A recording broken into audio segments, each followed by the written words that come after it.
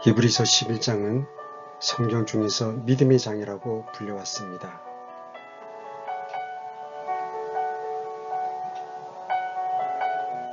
이 책에 우리를 위해서 본보기로 믿음의 영웅들의 명단이 기록되어 있습니다.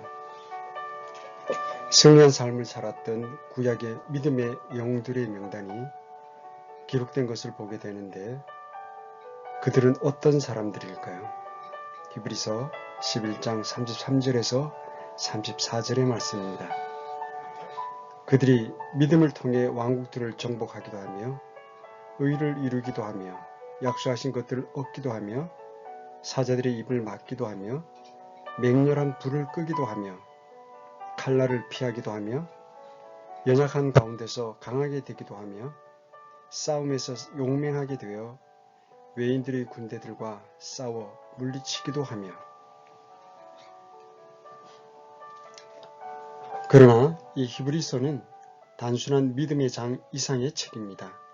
왜냐하면 믿음의 승리에 대한 기록이 있기 때문입니다.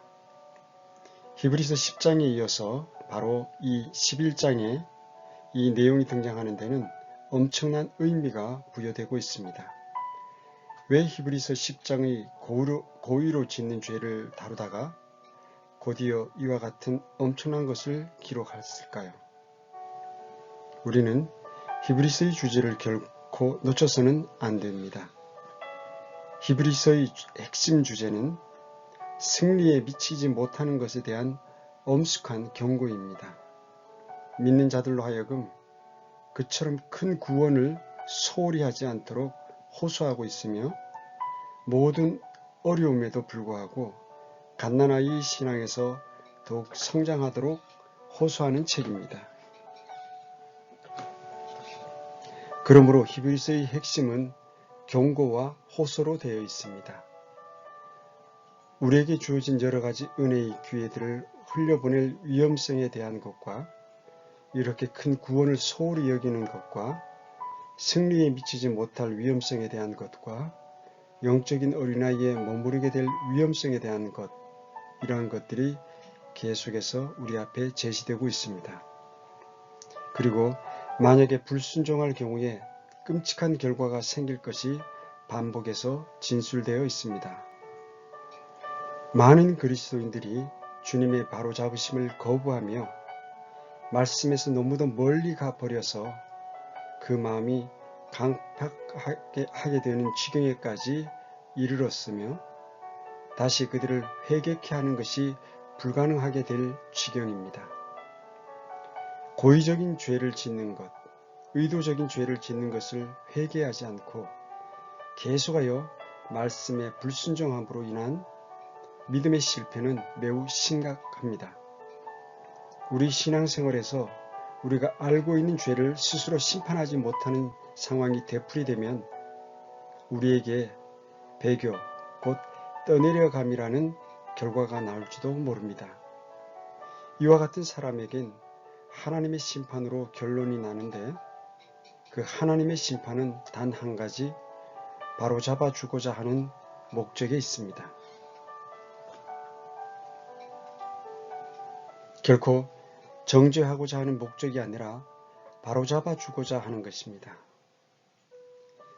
만약 지금 우리가 다루고 있는 문제가 불신자의 구원에 관한 문제라면 하나님께서 그들을 그토록 엄하게 다루시면서까지 그들을 바로잡아 주고자 하시지 않을 것입니다. 왜냐하면 주님께서 거듭나지 않은 죄인은 징계하지 않고 곧바로 심판하시기 때문입니다. 우리가 12장에서 보게 되겠지만 주께서는 사랑하시는 자를 징계하신다고 했습니다. 아직 소망이 있고 완전함으로 돌아서기를 바라는 자녀들을 하나님께서는 징계하십니다.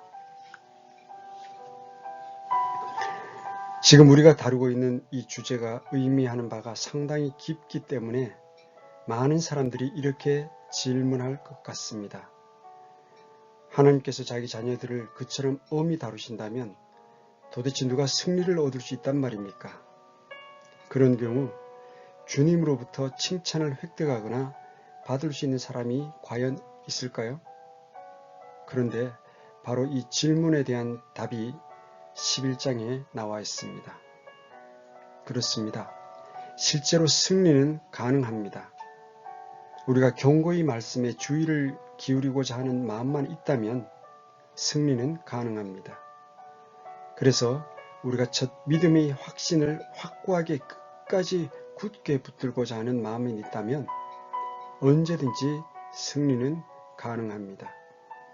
우리에겐 중보자요 대제사장이신 주께서 돕고 계시기 때문에 가능합니다. 히브리서 11장은 우리를 격려하시기 위해서 몇몇 예들을 우리에게 열거해 주고 있습니다. 아벨, 에녹, 노아, 아브라함, 사라, 이삭, 야곱, 요셉, 모세, 라합, 기드온, 바락, 입다, 삼손, 다윗, 사무엘, 그리고 마나스나 대언자들이 있습니다. 이 모든 선배들은 남녀를 불문하고 우리와 똑같은 성정을 지닌 자들이며 흠이 많으나 승리를 쟁취했습니다. 그들은 완전한 사람은 아니었습니다. 오늘날 우리가 가지고 있는 영적인 조명보다 훨씬 더 적은 빛을 소유하고 있었는데도 일시적인 패배나 자주 걸려 넘어지는 것이나 뒤로 물러서는 것, 그리고 말할 수 없는 반대들에 맞서며 그들은 앞으로 전진해 나갔습니다. 물론 승리는 싸움을 의미하며 싸움이 없는 곳에는 또한 승리도 있을 수 없는 것은 당연합니다. 구원은 거저 받습니다. 그러나 승리는 희생을 의미합니다. 경주에서 이기는 것은 훈련이 전제됨을 의미합니다. 이런 예들 중에서 몇몇을 살펴보면 승리의 대가가 무엇인지를 보게 됩니다. 그러나 대가에 앞서 그들에게 승리를 가능토록 해준 그들의 믿음의 특징이 무엇인지 먼저 살펴보아야만 하겠습니다. 이 히브리서 11장은 쉽게 네 부분으로 구분되어 나누어집니다.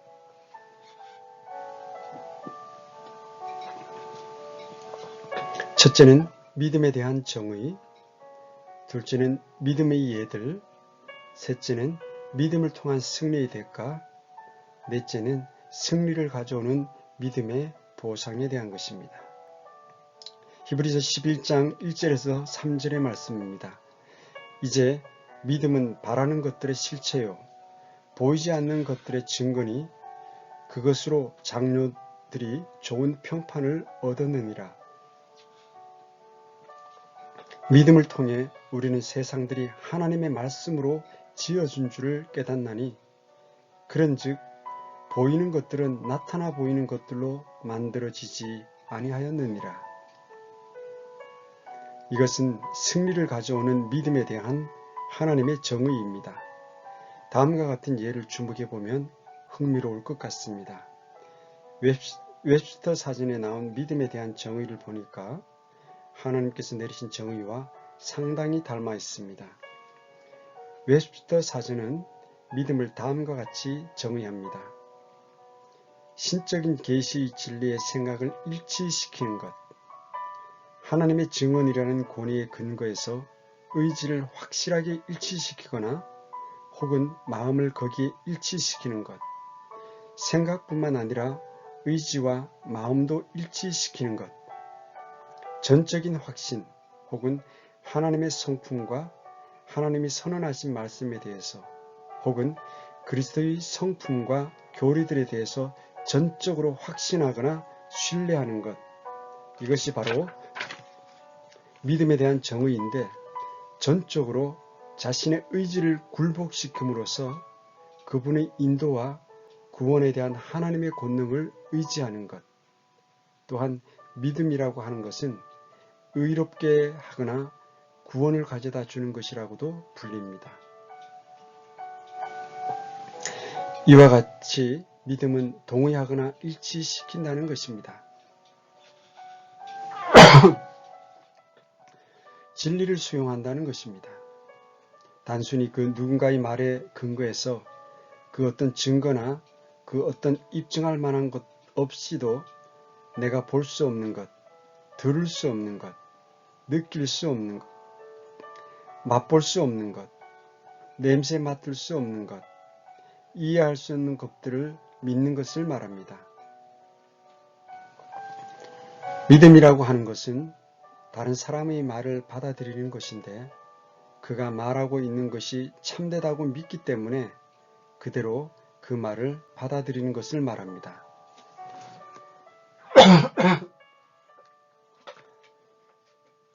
따라서 그 믿음이라는 것은 단순한 사실로 요약됩니다. 즉, 믿음이라는 것은 다른 사람에 대한 확신입니다. 이것이 단순한 믿음에 대한 일반적인 정의입니다. 이 일에 대해서 히브리서 기자는 전적으로 동의하고 있습니다. 왜냐하면 그는 본문 1절에서 이제 믿음은 바라는 것들의 실체요, 보이지 않는 것들의 증거니라고 말하기 때문입니다. 믿음이라고 하는 것은 인간의 지각으로 이해할 수 없는 것이며 사람들의 능력으로 설명할 수 없는 것을 믿는 것입니다. 믿음이라는 것은 우리가 절대적으로 신뢰할 수 있는 그 누군가가 그렇다고 말했기 때문에 그 사람의 말에 근거해서 더 이상의 증거를 요구하지 않고서 우리는 그것을 믿는 것입니다. 믿음의 권위가 어디로부터 흘러나오는가? 이 문제는 우리로 하여금 믿음에 관한 둘째 사실에 대해서 생각하게 만듭니다. 그것은 우리가 우리 신뢰를 둔 그 사람의 권위에 관한 문제입니다. 우리는 아무나 한 말을 다 믿지는 않습니다. 어떤 한 개인의 말에 우리가 믿음을 두게 된다면 그것은 여러 가지 요소에 근거한 것입니다. 우선 우리의 신뢰는 그 말을 한 사람의 신뢰성과 평판에 근거했습니다. 만약 우리로 하여금 믿으라고 한 그 사람이 정직하지 못하다는 평판이 있으며 사전에 신뢰감을 가질 수 없다고 입증된 사람이라면 우리는 그 사람에게 우리의 믿음 두기를 거부합니다. 반면에 그가 오랫동안 신뢰감을 쌓아왔고 그 사람을 믿을만 하다는 평판이 있다면 그때는 우리의 믿음을 가지고 그 사람을 감히 신뢰하게 될 것입니다. 마찬가지로 참된 구원을 가져다 주는 믿음인 성경적 믿음도 그 누군가의 말씀을 믿음으로써 획득되는데 다른 어떤 증거와는 전혀 상관없이 그 누군가의 말을 믿음으로써 얻게 됩니다. 성경은 우리에게 이렇게 가르칩니다.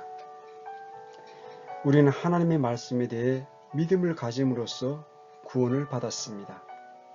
우리는 그 누군가가 신뢰할 만한 사람이라고 입증이 된다면 그 사람의 말을 믿습니다. 마찬가지로 하나님께서는 우리로 하여금 자신의 말씀의 평판에 의해 하나님을 믿도록 하십니다. 그런데 하나님의 말씀에 대한 평판은 하나님의 영원한 신실하심에 근거한 것입니다. 그러므로 하나님의 신실하심에 대해서는 하나님을 신뢰한 그 어떤 누구도 구원받지 못하거나 실망해 본 적이 없으므로 기록된 하나님의 말씀을 우리가 믿도록 하나님께서 우리에게 요구하십니다. 요한은 요한일서 5장 9절에서 10절에서 이렇게 말씀합니다. 만일 우리가 사람들의 증언을 받을진대 하나님의 증언은 더 크도다. 이것은 하나님의 증언이니 곧 그분께서 자신의 아들에 관하여 증언하신 것이라. 하나님의 아들을 믿는 자는 자기 안에 이 증언을 가지고 있고 하나님을 믿지 않는 자는 그분을 거짓말하는 자로 만들었나니 이는 하나님께서 자기 아들에 관하여 주신 증언을 그가 믿지 아니하기 때문이라.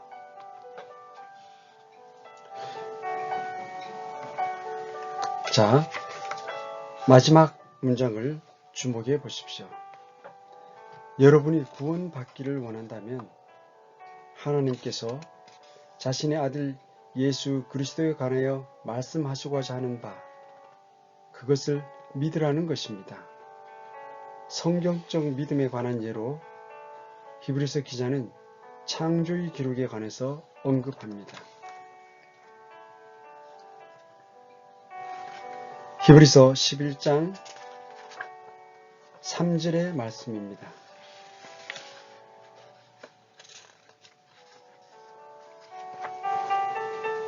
믿음을 통해 우리는 세상들이 하나님의 말씀으로 지어준 줄을 깨닫나니 그런즉 보이는 것들은 나타나 보이는 것들로 만들어지지 아니하였느니라.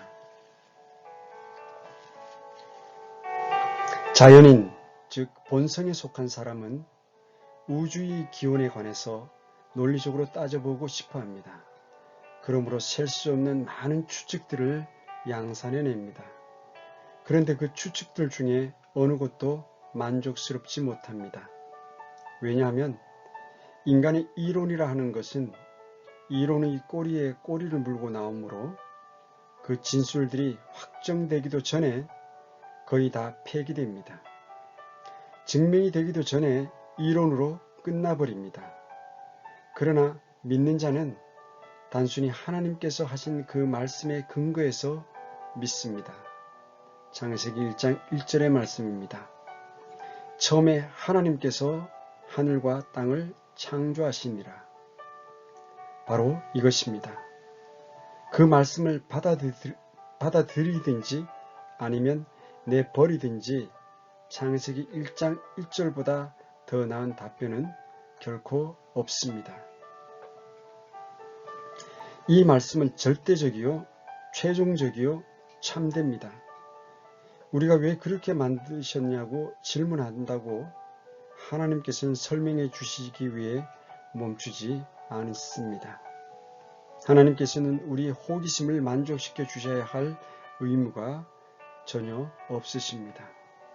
또한 인간에게 신용이라도 얻고자 머리를 굽히실 필요도 없으십니다. 성경의 첫 구절을 믿으면 모든 것을 믿는 것입니다. 그리고 불신은 바로 여기에서 시작됩니다.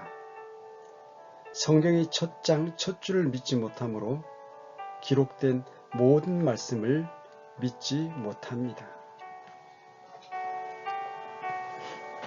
그렇다면 창세기 첫 구절이 첫 믿음의 예가 될 것입니다.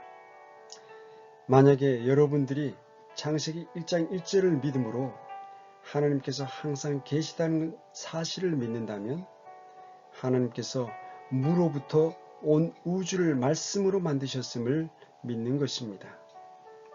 단순히 하나님께서 말씀하심으로써 모든 것이 그대로 나타난 그 사실을 믿기만 한다면 제가 말씀드리건대 여러분들은 하나님께서 말씀하시는 어떠한 것도 다 믿을 수 있습니다. 저는 그 사실을 이해가 되느냐고 묻는 것이 아닙니다. 여러분들이 창세기 1장 1절만 확실히 믿는다면 성경 전체를 믿을 수 있고 모든 기적들도 믿을 수 있고 하나님께서 인간의 몸을 입고 이 땅에 오실 수 있다는 사실도 믿을 수 있습니다. 하나님이 사람과 하나님이 동시에 될 수 있다는 것도 믿을 수 있고 온 세상을 위해서 죽으실 수 있다는 사실도 믿을 수 있습니다. 예수님의 피가 곧 하나님의 피요, 그 피가 여러분들의 죄를 씻을 수 있다는 사실도 믿을 수 있습니다. 우리 구원자요 하나님의 아들로 오신 예수님이 참 하나님이라는 성경 말씀도 믿을 수 있습니다. 그렇게만 되면 여러분들이 죄인이란 사실도 믿을 수 있습니다. 왜냐하면 하나님께서 그렇게 말씀하셨기 때문입니다. 하나님의 아들 예수 그리스도를 믿고 예수님을 영접하는 것을 제외하고는 그 어떤 방법으로도 결코 구원은 받을 수 없다는 사실도 믿게 됩니다.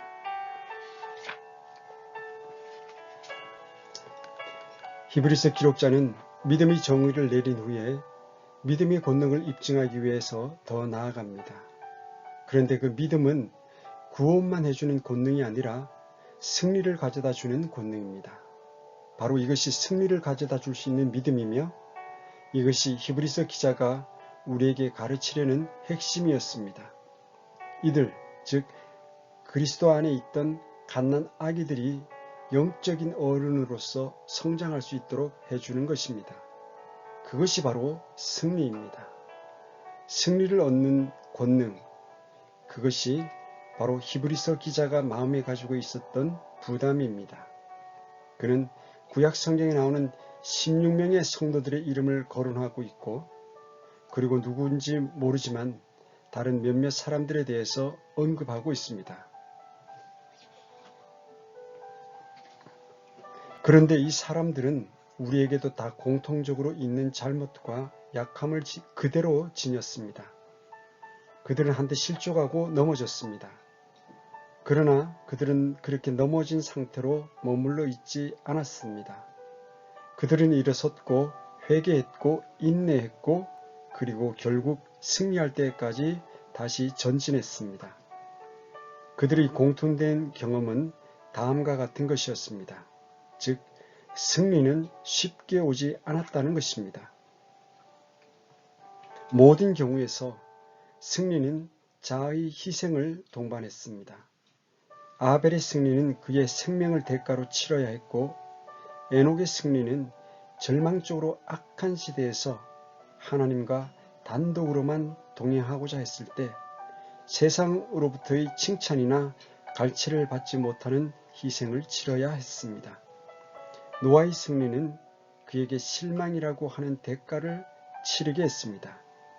왜냐하면 그가 그렇게 오랫동안 열심히 배를 지으며 말씀을 전파했는데도 단지 자기 가족 7사람만 방주 안으로 들어갔기 때문입니다.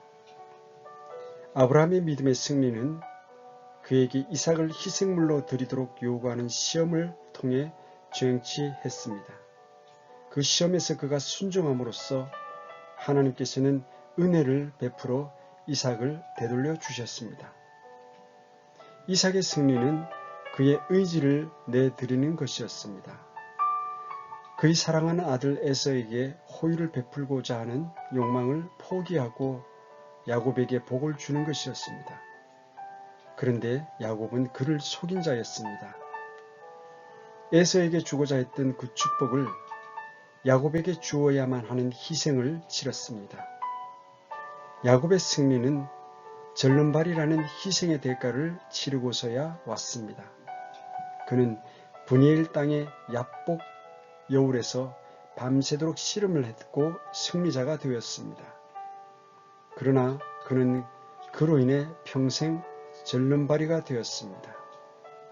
요셉은 자기 형제들에 의해서 멸시당하고 이국 땅에 노예로 팔렸을 뿐 아니라 타국의 지하 감옥에서 총 13년을 인내함으로써 승리를 쟁취했습니다. 모세는 이집트의 부귀영화와 왕좌에 대한 자신의 권리를 포기함으로써 승리의 값을 치렀습니다. 이런 식으로 우리는 나머지 모든 믿음의 영웅들에게도 동일한 일들을 말할 수 있을 것입니다. 이들은 모두 다 단순한 믿음에 의해서 구원을 받았습니다. 그러나 믿음의 승리는 희생을 통해서 쟁취되었습니다. 예수 그리스도를 따르는 것은 겟세마네 동산과 갈보리를 의미합니다. 그러나 주님을 따르는 것의 보상은 부활의 영광으로 우리를 이끌어줍니다. 제자가 되고자 하는 것이 가져다줄 치욕과 손실을 두려워하거나 타협하지 아니하고 분리된 삶을 살고자 하는 것의 대가가 너무 클까봐 두려워서 여러분들은 뒤로 물러서 있는 상태는 아니십니까? 모든 믿는 자들에게는 다음과 같은 초대장이 전달되어 있습니다. 내 위에 내 멍에를 지라, 그리고 내게서 배우라는 초청장입니다. 그래서 바울은 성도들에게 로마서 12장 1절에서 2절에 다음과 같이 기록하고 있습니다. 그러므로 형제들아, 내가 하나님의 긍휼을 힘입어 너희에게 간청하노니 너희는 너희 몸을 거룩하고 하나님께서 받으실 만한 살아있는 희생물로 드리라. 그것이 너희의 합당한 섬김이니라. 너희는 이 세상에 동화되지 말고 오직 너희 생각을 새롭게 함으로 변화를 받아 하나님의 그 선하시고 받으실 만하며 완전하신 뜻이 무엇인지 입증하도록 하라. 세상에 보이는 것에 속지 마십시오. 승리는 치열한 영적인 전투를 의미합니다. 상처와 흉터와 실망과 희생을 의미합니다. 그러나 승리를 위해 싸우겠다는 의지만 있다면 전능하신 주님의 도우심이 있으므로 결국에는 영광스러운 승리의 유업과 왕관을 받게 될 것입니다. 본문의 믿음의 영웅들이 어떤 대가를 치렀는지 히브리서 11장 35절에서 38절을 주목해 보십시오. 여인들은 자기들의 죽은 자를 다시 살려서 받기도 하며 다른 이들은 고문을 당하되 더 좋은 부활을 얻으려고 구출받기를 원치 아니하였으며 또 다른 이들은 심한 조롱과 채찍질뿐 아니라 참으로 또한 결박과 옥에 갇히는 시련도 겪었으며 돌로 맞기도 하고 톱으로 잘리기도 하며 시험을 받기도 하고 칼로 죽임을 당하기도 하며 양가죽과 염소가죽을 입고 떠돌아다니며 궁핍과 고난과 고통을 당하였으니 세상은 이런 사람들에게 합당치 아니하였느니라. 그들이 사막과 산과 동물과 땅굴에서 떠돌아다녔느니라. 그러나 하나님께서 여러분들과 저에게 그런 정도로 희생을 요구하시지는 않았습니다. 하나님께서는 은혜롭게도 이와 같은 혹독한 것들로부터 우리를 지키시고 보호하셨습니다. 그런데도 우리는 불평을 합니다. 하나님께서 우리 몸으로 예수님을 섬기는 일에 바치라고 요구하면 불평합니다.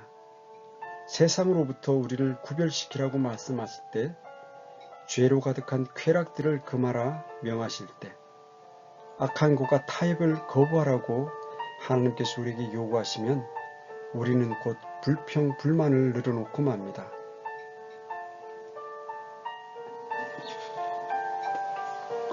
하나님께서는 주님을 위해 증언하라고 우리에게 요구하고 계십니다. 그런데 그 증언 때문에 우리가 돌로 맞는 법은 없습니다. 하나님께서는 예수님의 말씀을 공부하라고 하십니다. 그런데 우리는 공부하다가 감옥에 갇힌 적은 없습니다. 하나님은 우리에게 함께 모이는 일을 패하지 말고 서로 권면하여 모이기를 힘쓰라고 하십니다. 오늘날 우리는 믿음의 모임이 다른 사람들에 의해서 방해받은 적도 없습니다. 우리는 너무 편안한 시대에 살고 있습니다. 그런데도 우리는 우리의 모든 것을 그분께 내어 맡기는 일을 거부하고 불평을 합니다. 예수님을 위해 그처럼 작은 희생을 하는 것도 싫어하는 것에 대해서 우리는 부끄러워해야 합니다. 예수님이 이 세상에 동화되지 말라는 훈계에 귀를 기울이는 대신에 우리는 사람들로부터 이상한 집단의 사람들이라는가 광신자라는 소리를 들을까봐 겁내고 있으며 세상의 쾌락과 즐거움에 끌려서 세상과 짝을 이루고 함께 나아갑니다. 그리스도를 위하여 두려움과 타협 없이 굳게 서 있기를 외면한 결과 장차 그리스도의 심판석에서 상급을 상실하게 된다면 얼마나 억울하겠습니까?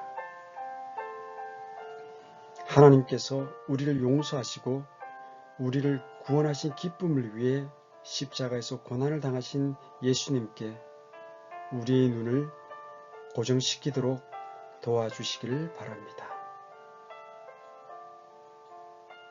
빌립보서 2장 5절에서 8절의 말씀을 들려드리며 오늘의 말씀을 마치고자 합니다.